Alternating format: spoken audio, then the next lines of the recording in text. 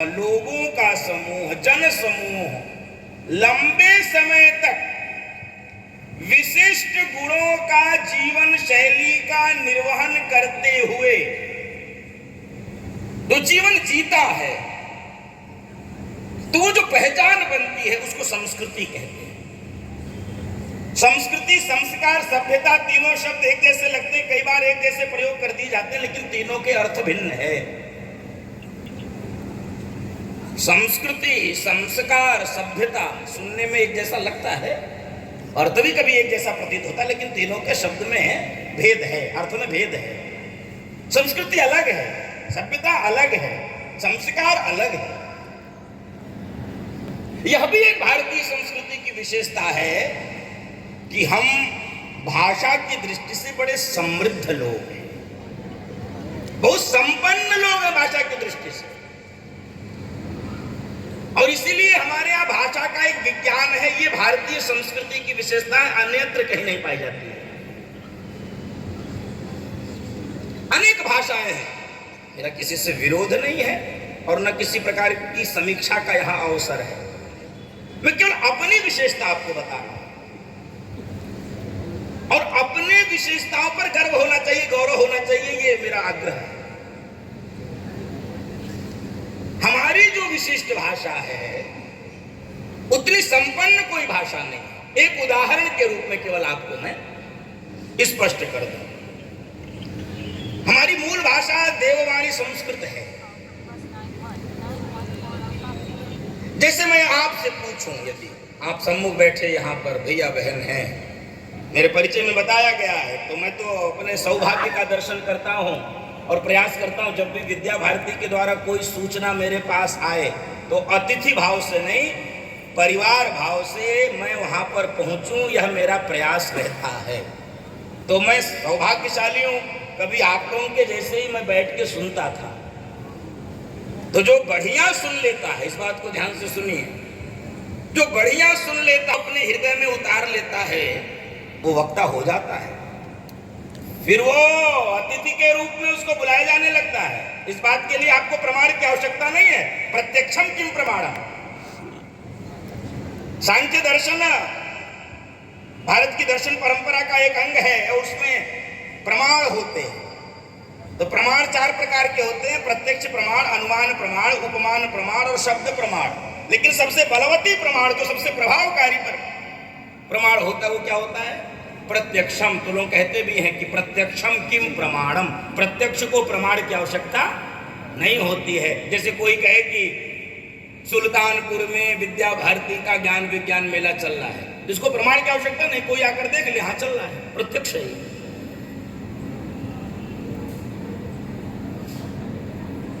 तो ये जो भारत की संस्कृति है, अब उदाहरण के रूप में मैं आपसे पूछ रहा हूं, एक शब्द मैंने लिया है, एक पक्ष अभी संस्कृति का, क्या? भाषा। इसके विभिन्न विभाग हो सकते हैं, बोली भी इसी का विभाग है, लिपि भी इसी का विभाग है। इसको कुल एक जैसा आप कर लें, क्योंकि इतना समय नहीं है कि मैं उसके विभाजन करके उसके मैं व्याख्या कर पाऊं। आप बताओ, मैंने पहले भी जिस वाक्य को बोला हूं उसको ध्यान में रखिएगा। मेरा किसी से विरोध नहीं, किसी भाषा से, और ये समीक्षा आलोचना भी नहीं है। अंग्रेजी में जल को क्या कहते हैं? एक बार मिला के बोलो, क्या कहते हैं? वाटर।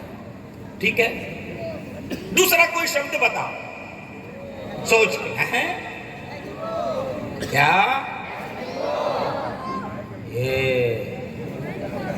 ये वाटर का पर्याय है क्या?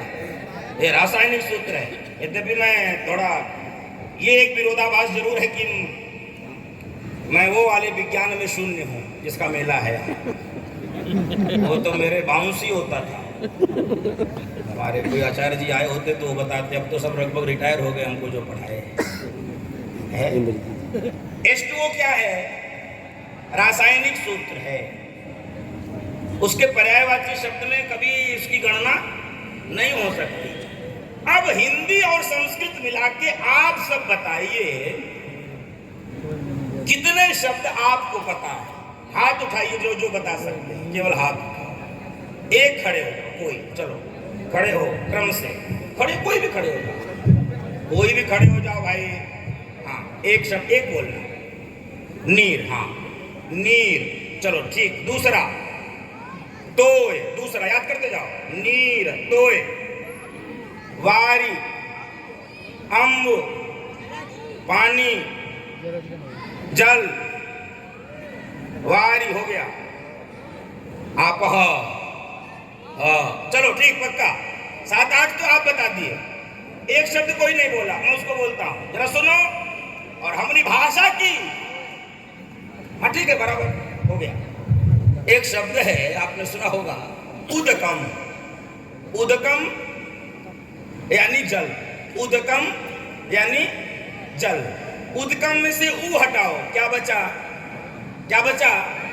दकम। दकम यानी जल, दकम यानी जल।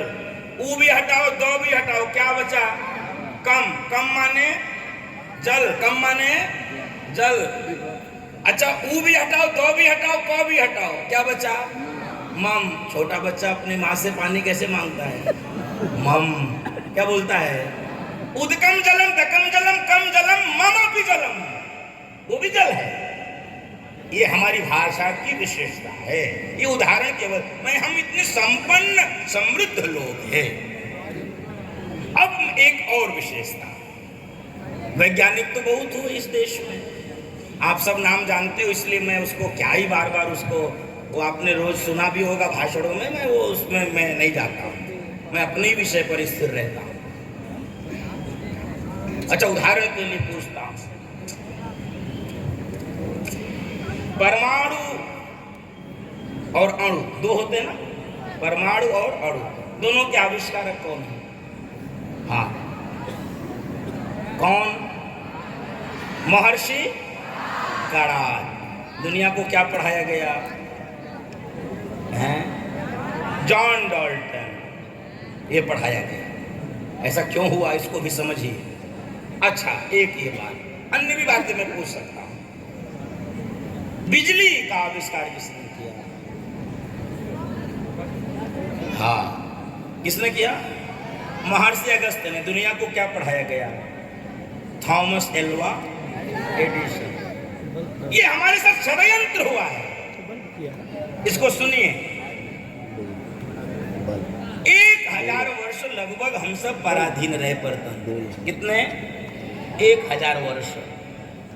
और उस पराधीनता के कारण हमारे शास्त्रों को विलुप्त कर दिया गया, समाप्त कर दिया गया, गायब कर दिया गया, और अवसर पाए तो उसको परिवर्तित भी किया गया, और दूसरों के नाम पर ये तमाशा खड़ा किया गया दुनिया भर। शून्य का आविष्कार किसने किया?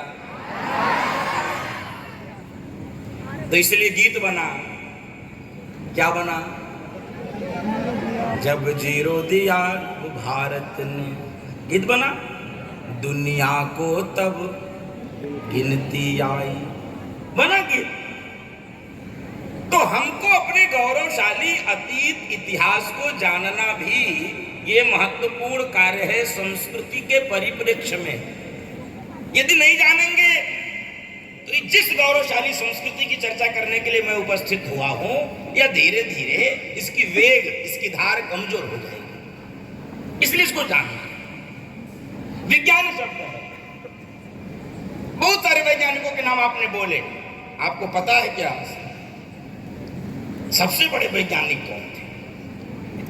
सबसे बड़े वैज्ञानिक, अच्छा, रामचरितमानस सबने पढ़ा है? पूरा नहीं तो थोड़ा थोड़ा तो पढ़ा है। एक आपसे पूछता हूं, सुंदरकांड के पहले कौन सा कांड आता है? कौन बताएगा जल्दी से? हाँ बोलो। किष्किंधा कांड। सुंदरकांड के पहले कौन सा कांड? किष्किंधा कांड के समापन में एक चौपाई है जिसमें विज्ञान शब्द आता है। कौन सी चौपाई है? कोई बताएगा? ये थोड़ा कठिन हो गया, मैं समझ रहा हूं। कोई बताएगा? हाँ चलो, इनको माइक दो, दौड़ के माइक पहुंचाओ, दौड़ के थोड़ा, हाँ, और तेज दौड़ो, हाँ। माइक वहीं तुम रखना भैया, अगल बगल देना, हाँ बैठ जाओ, ठीक है। पवन तनय बल पवन समाना, बुद्धि विवेक विज्ञान निधाना। बहुत सुंदर, इनके लिए ताली बजाओ, करतल ध्वनि। अब सुनो, इस चौपाई को क्यों बोला, सब लोग बोलो, मैं बोलता हूं पीछे से बोलो। पवन तनय बल पवन समाना, बुद्धि विवेक विज्ञान निधाना। हाँ, तो क्या शब्द आया बीच में, विज्ञान। तो सबसे बड़े वैज्ञानिक कौन है, श्री हनुमान जी महाराज। कौन है, श्री हनुमान जी महाराज ही सबसे बड़े वैज्ञानिक है। ये विज्ञान शब्द को आप किस रूप में समझते हैं? परिभाषाएं जो आपको पढ़ाई गई हैं वो ठीक है, उसकी अपनी उपयोगिता है, मेरा उससे कोई विरोध नहीं है, लेकिन इस शब्द का हम अर्थ कर पाते हैं क्या, विज्ञान? तो विज्ञान में जो व है, वी, वो क्या है, विशिष्ट और ज्ञान। विशिष्ट ज्ञान जो है वो क्या है, विज्ञान है। ज्ञान से ऊपर की कक्षा है, ऊपर की कक्षा है, उसमें विशेषण भी है, वो विज्ञान है। आप जिस विद्यालय में पढ़ते हैं वो विद्यालय किसके द्वारा संचालित होता है, किसके द्वारा, विद्या भारती। विद्या भारती में पहला शब्द क्या है, विद्या। हनुमान चालीसा में एक चौपाई आई है, इसी से शुरू होती है, कौन सी, मेरे साथ गाओ। विद्यावान गुणी अति चातुर, राम काज करिबे को। ठीक है, हनुमान जी कौन है, विद्यावान है, गुणी है, चतुर है। चतुर मानी वो अंग्रेजी का क्लेवर मत समझना, वो चालाक होता है, वो नेगेटिव सेंस में उसका प्रयोग होता है। CLEVER जो है क्लेवर, वो क्या है, वो चालाक है, वो अंग्रेजी में नेगेटिव सेंस में प्रयोग होता है। लेकिन जो हिंदी और संस्कृत का चतुर शब्द है वो किस अर्थ में प्रयोग होता है, सकारात्मक अर्थ में, गुणवाची शब्द है ये, चतुर है ये, चतुराई है इसके अंदर। चतुराई यानी हनुमान जी बुद्धिमान है, बुद्धिमताम वरिष्ठम। तो हनुमान जी सबसे बड़े विज्ञानी हैं और हनुमान जी विद्यावान भी है। लेकिन एक विशेष बात आपसे जरूर बताना चाहूंगा इस चौपाई के संदर्भ में, ये सब होने के बाद भी हनुमान जी के जीवन का लक्ष्य क्या है, राम काज करिबे को। ये हमको हृदय में रखना है, सब भूल जाओ चलेगा, ये नहीं पंक्ति बोलती, राम काज करिबे को। हाँ, हनुमान जी के पास सब कुछ है, बलवान है, बुद्धिमान है, शक्तिमान है, वैज्ञानिक है, दुनिया में और कोई कर सकता है क्या? जस जस सुरसा बदन बढ़ावा, दास तून कपि रूप दिखावा, सतजो जन ध्यान। हाँ, और जब ये कंपटीशन होने लगा, ये प्रतियोगिता होने लगी सुरसा और हनुमान जी के भीतर, तो हनुमान जी को लगा ये कंपटीशन बेकार का है, ये अस्वस्थ प्रतिस्पर्धा है। कैसी प्रतिस्पर्धा है, अस्वस्थ, अनहेल्दी है, ये स्वस्थ प्रतिस्पर्धा नहीं है। तो हनुमान जी ने क्या किया, अति लघु रूप। कौन सा रूप लिया, अति लघु रूप। तो जब अस्वस्थ प्रतियोगिता हो तो अपनी ऊर्जा, अपना समय, अपना धन, अपना बल, अपना यौवन उसमें नहीं खपाना चाहिए। ये भारतीय संस्कृति की विशेषता है।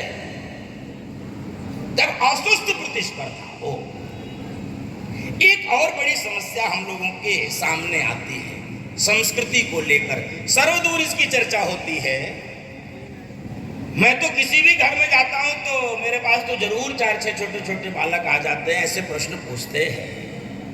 हाँ, ठीक है, पर्याप्त है। और आपको भी शायद ऐसे प्रश्न मन में उठते हो, अथवा आपसे भी ऐसे प्रश्न पूछे जाते हो क्या? हमारे यहाँ भगवान को निर्गुण भी कहते हैं और क्या कहते हैं, सगुण। ये क्या हो सकता है भाई, दो कैसे, एक ही व्यक्ति ऐसे कैसे, सगुण भी होता निर्गुण भी होता, ऐसे कैसे होता है? ऐसा मन में प्रश्न होता है क्या? आपके भी आता हो कि भाई सगुण भी है निर्गुण भी है, ये क्लियर क्यों नहीं, स्पष्ट क्यों नहीं है कि एक ही है? एक ही है ऐसा स्पष्टता क्यों नहीं है? ऐसा मन में विचार आता है कभी? विचार आता है? बोलो, आता है। अच्छा, इसका उत्तर कौन दे सकते हैं? एक पंक्ति में सगुण निर्गुण के बीच में, अथवा बहुदेववाद के, बहुदेववाद यानी बहुदेववाद में, ठीक है भैया, ठीक है, हाँ, बहुदेववाद समझते हैं? हमारे यहाँ बहु देवी देवता है ना, है कि नहीं? हवा लगेगी, बंद करो, ठीक है, थोड़ा नहीं दूर कर दो, गर्मी सहन कर लेंगे, थोड़ा करो, पीछे करो।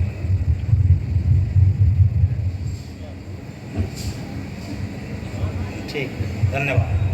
अभी भी हवा आ रही इधर।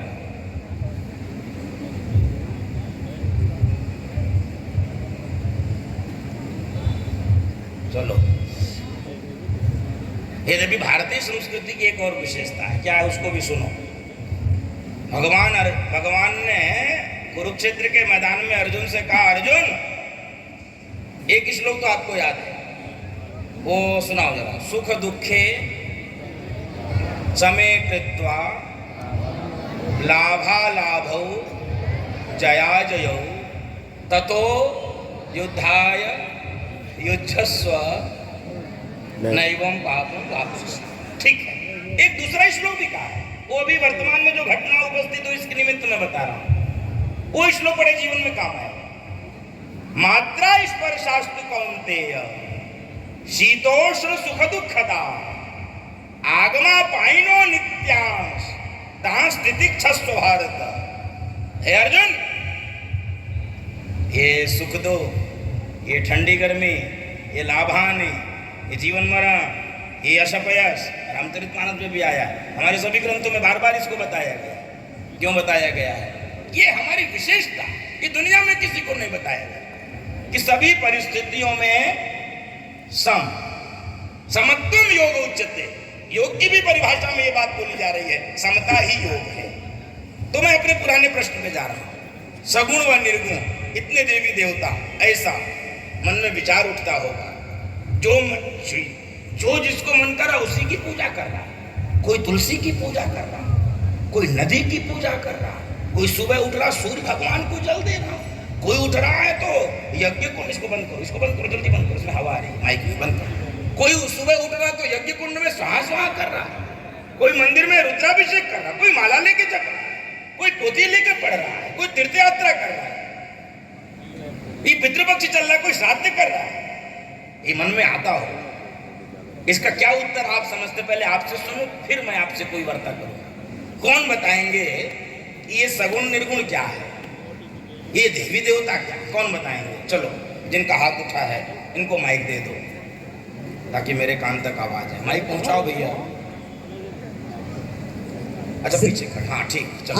आचार्य जी, वो तो देखने वाले के उसमें है कि हाँ। आप उसको सगुण के रूप में देख रहे हैं या गुण के रूप में देख रहे हैं? मतलब आप कहना चाहते हैं वो मेरे ऊपर निर्भर है कि हम कैसा देखना चाहते हैं। हाँ, भगवान तो सबको एक नजर से देखते हैं, उनके कर्मों के ऊपर ही उनको फल दिया जाता है। हाँ ठीक है, सुंदर उत्तर, इनके लिए बजाओ करतल ध्वनि। भगवान की दृष्टि सम है, ये बात ठीक है। अब दूसरा, कौन आगे हाथ उठाए थे? खड़े हो जाओ, उनको दो जल्दी, दौड़ के, थोड़ा मेहनत करना पड़ेगा भाई। हाँ, हमारी मैराथन हो जाएगी। चलो सर, सगुण में हम महाराज जी, हम सगुण में ईश्वर की काया और उनकी मूर्ति की पूजा करते हैं, लेकिन निर्गुण में हम अपने मन में ईश्वर की भक्ति करते हैं, ना कि किसी काया और शरीर पत्थर को, मतलब मूर्ति की पूजा करते हैं। और ईश्वर तो हमारा सब जगह है, हम जिसे देखना चाहें निर्गुण रूप में, सगुण रूप में हम देखकर उनको मान सकते हैं, और वह तो सर्वव्यापी है। ठीक है, ये दृढ़ मान्यता है। और कोई, चलो बताओ, और कोई आगे हाथ उठाए थे? हाँ, इनको दे दो भैया।